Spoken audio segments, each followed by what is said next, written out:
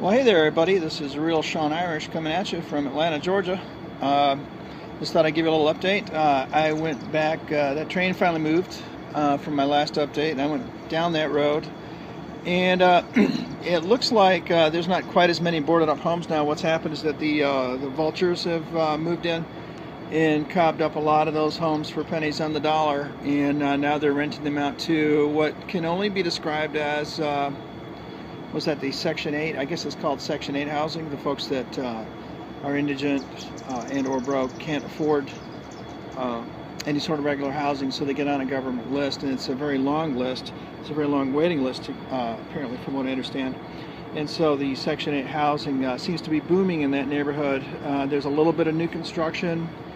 I would call it disposable. It doesn't look like anything that couldn't be, you know, it may be new, but it's not that it couldn't be bulldozed over if somebody decided to buy up the whole, the whole lot, the whole block, let's say, or a whole parcel, a whole number of parcels, and build something else.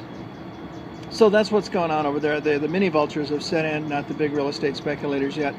And so it looks like the plan is going accordingly, whatever that plan is. And I don't know what it is, but John Lewis has been in Congress for 30 years. Maybe he could enlighten us during one of his numerous public appearances and take a little break from rallying about gun violence and all these other things, which is really, as we all know, as anybody with a brain can tell you, it's a mental health issue. It's not a gun issue. It's nothing to do with guns. Guns have been around for hundreds of years. In fact, there were automatic weapons when they signed the Constitution. They fully well knew about automatic weapons, and there's no ban on automatic weapons that anybody can tell in the Constitution. So there we go. While we're banning guns and knives and razors and everything else, I just thought there's something interesting. You might hear the trains idling behind me. That's that noise you hear. It's a big old diesel train. So I'm going to go ahead and stand up and show you a little something. This is something I haven't seen since 2016. In fact, I saw him in 2016 during the run-up to the election when Obama and Clinton were going on about how horrible Russia was and how bad China was. And I would stand up and look across the railroad tracks, and I would see this. You see those? Yeah. Okay, those are tanks.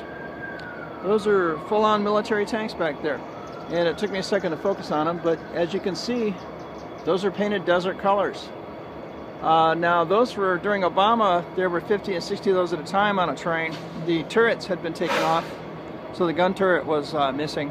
And then those were placed on the flat car with it, and then they were going to be, I guess, to be reconditioned and or shipped out.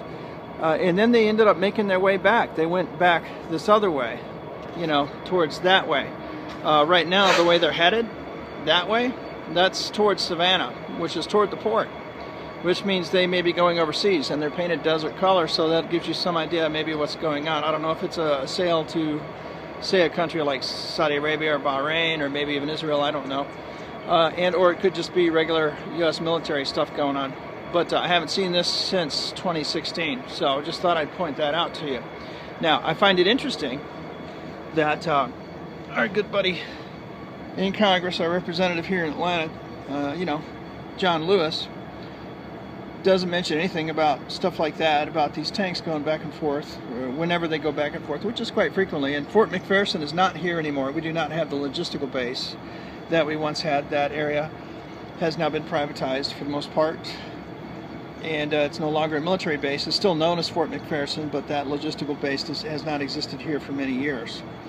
And some of it's been taken over by film studio, Tyler Perry Film Studios, and I think the area is being developed, which is probably, considering it, what's happened, that's probably a good use for the land.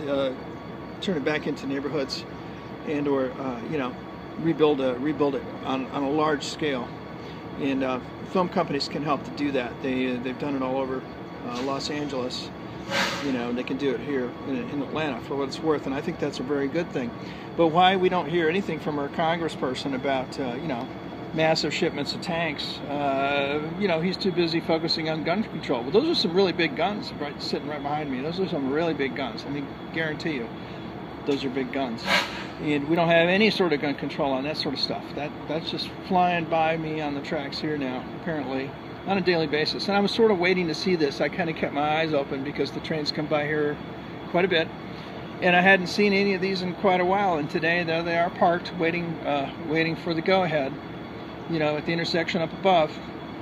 And then they're going to be on their way to apparently Savannah, somewhere down there, possibly the military base in Macon. I don't know. That's an air base. I don't know what they'd be doing with tanks. It's possible they could airlift them out, but it seems to me like they'd be the kind of thing that would go on a ship in a container. Anyway, just letting you know, it's the real Sean Irish giving you the update. All the news that's fit to print and things that we don't even know about yet, haven't heard about, because our news won't print it.